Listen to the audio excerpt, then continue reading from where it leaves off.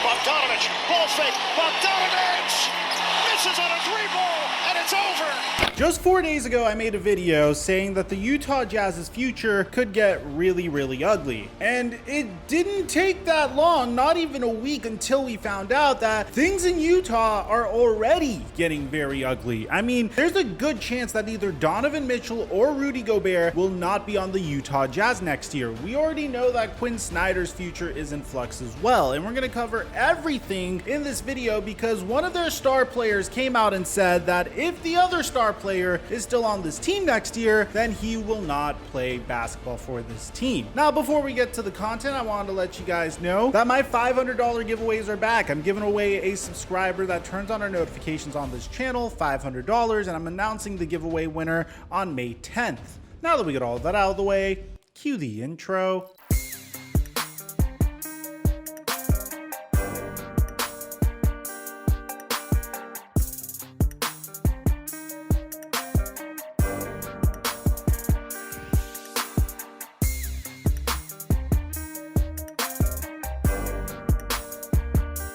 If you're a subscriber to my channel, you know at this point that I'm very passionate about what I do. I upload daily to multiple channels, and as a result, whenever my friends want to go out and have a few drinks, I usually have to turn them down. Now, thankfully, there is a product called ZBiotics, which is here to fix all of that. All you have to do is, before you decide to go out and have a drink, you just consume one of these really tiny bottles of a modified probiotic that is designed to decrease the amount of acetaldehyde that is produced, which is what alcohol gets converted into in the gut. So by targeting your gut, I'm not going to say they completely eliminate the sick feeling you get the next morning, but they make it so you can at least go to work the next morning, assuming you drank responsibly the night before. Now, I'm not gonna lie, this is probably the coolest product I've ever been sponsored by. And right now, when you use my promo code FLIGHT, you'll get 15% off of your first order of ZBiotics. That's promo code FLIGHT to get 15% off of your first order of ZBiotics pre-alcohol probiotic. And thank you, ZBiotics, for the sponsorship.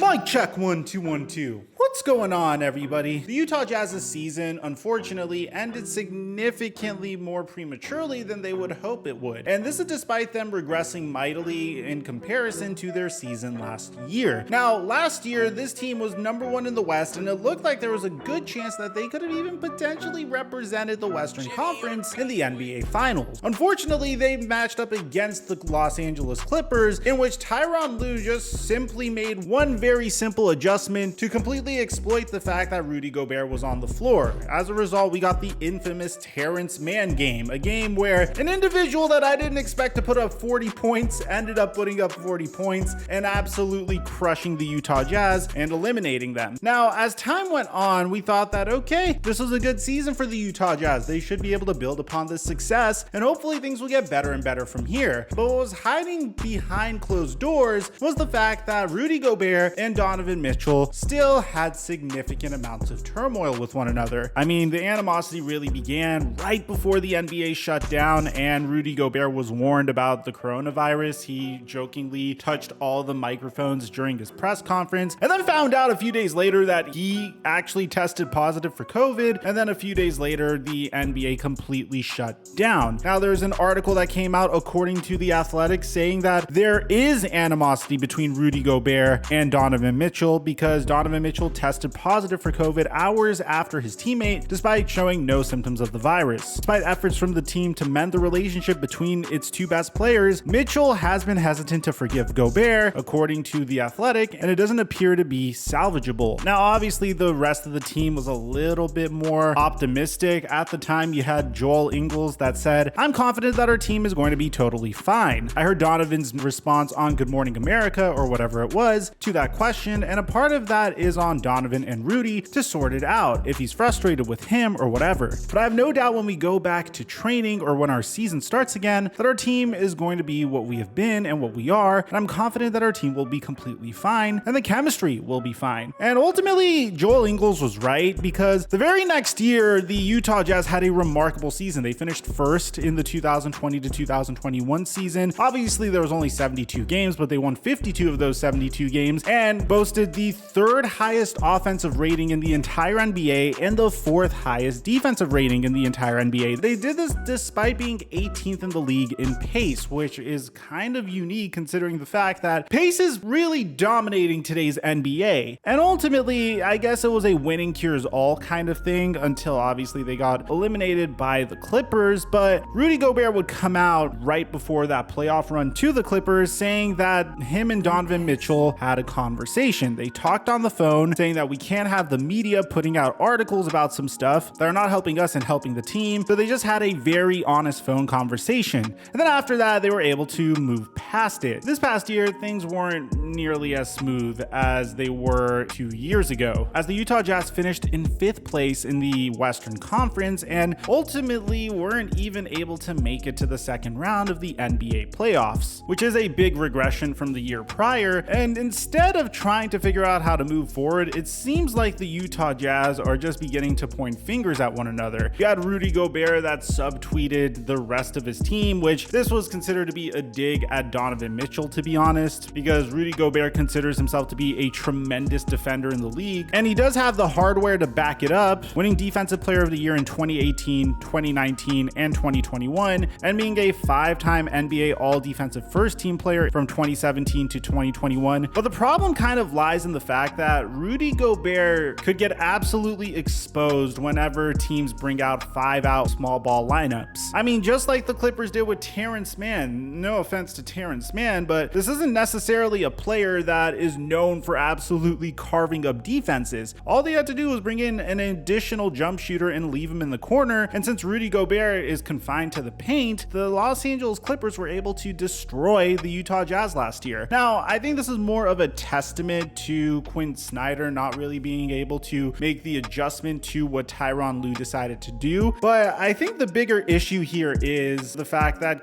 can you really build a championship contending team around a remarkable scoring guard that is a huge defensive liability and a player that plays remarkable paint defense and is a great interior defender and led the league in rebounding, but could get exposed in small ball lineups and can't play any perimeter defense at all whatsoever? For lack of a better way of saying it, a traditional center, but a really good traditional center. And I think that's where the issues come out, because now you have the latest piece of news in regards to what's going down between Donovan Mitchell and Rudy Gobert, and that's coming to us according to Real OC Sports or Sean O'Connell. So according to Sean O'Connell, he says, "I know I am not usually a Utah Jazz breaking news guy, but a source close to the situation has informed me that Rudy Gobert is at a him or me point with Donovan Mitchell and will demand that one of them be traded in the next few days because it doesn't feel like they will win a championship together." Apparently, Rudy Gobert feels that his own numbers are consistent or getting better, while Donovan Mitchell is a defensive liability and is falling off in terms of explosiveness. Gobert also is aware of at least one Western Conference power that would be willing to pay handsomely for his abilities. Now, NBA teams don't really tamper, so I don't know how much of this we really trust. In addition to this, I want to make sure I bring you guys all of the news before I break this down. Rudy Gobert actually responded to this tweet saying every day has its own quote-unquote rumor. So Rudy Gobert is saying it's BS. For the most part, it's really hard because the entire NBA is smoke and mirrors, especially when it comes to things like this. But all I could tell you is in the past there was tension between Donovan Mitchell and Rudy Gobert. It seems like at times they aren't on the same page this year, and at the same time I could see this actually being a problem between Gobert and Mitchell, and at the same time I could see it being BS, and I'm going to give you both reasons why. This could be legitimate if there actually is a Western Conference power that is willing to pay Rudy Gobert the amount of money that he is currently making. And with all due respect to Rudy Gobert, if he was a player with Joel Embiid's skill set, then I would understand. But with respect to Rudy Gobert, I don't think he deserves to be making the amount of money that he is making based upon his skill set. He is a tremendous player, but I personally don't think it's possible for a team to win a championship while paying a traditional center the average salary of $41 million a year. So in that sense, I don't think Rudy Gobert would go to the Utah Jazz, a team that, with all due respect, overpaid for his services, and say, hey, this is not working out, I demand a trade. On top of that, I can't see a single superpower in the Western Conference that is looking at Rudy Gobert and thinking, you know, if we had a player like this, then we could could possibly win a championship.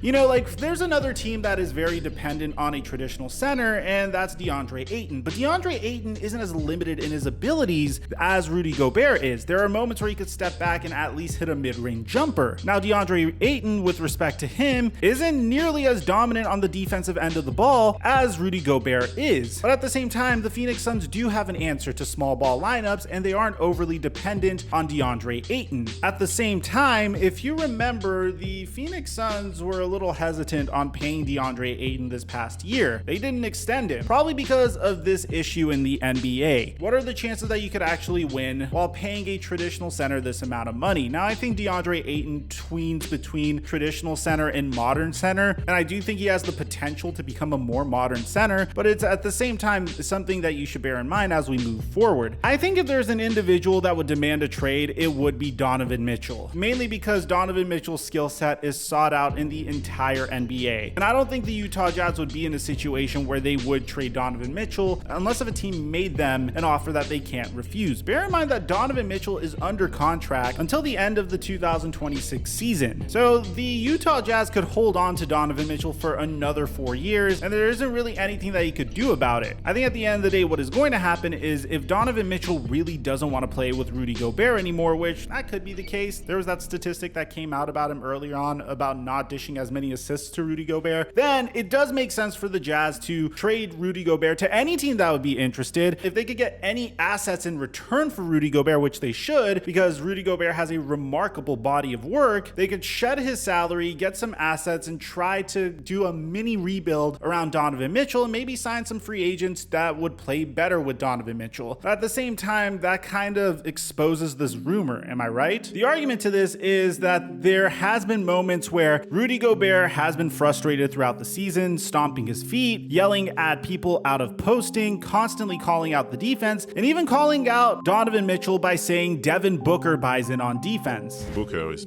playing his ass off defensively. I've been watching like him compared to like 2 years ago, and guys like that, they buy in, and you can tell that they take pride in playing defense, stopping the man, doing whatever they can. Jason Shepard also says that people can be upset all they want, but it's been pretty obvious that the Jazz were going to trade Gobert this offseason for a long time. Barring Donovan Mitchell demanding a trade, which I don't see happening, trading Rudy is the only move that makes sense, and it's always been that way. So let me know in the comment section down below what do you guys think about this. If Rudy Gobert does get traded, what team do you think could use his services the most? What team would be willing to pay this amount of money to get Rudy Gobert? What is that Western Conference superpower that Rudy Gobert is discussing? Could it be the Los Angeles Lakers willing to give up Russell Westbrook for Rudy Gobert in return? Does Donovan Mitchell actually think that's an upgrade to the Utah Jazz? I mean, after all, Michael Conley did kind of botch a play during this playoff series versus the Dallas Mavericks. I'd like to hear what you have to say. Aside from that, I'm your boy Mike, and I'm dropping our mic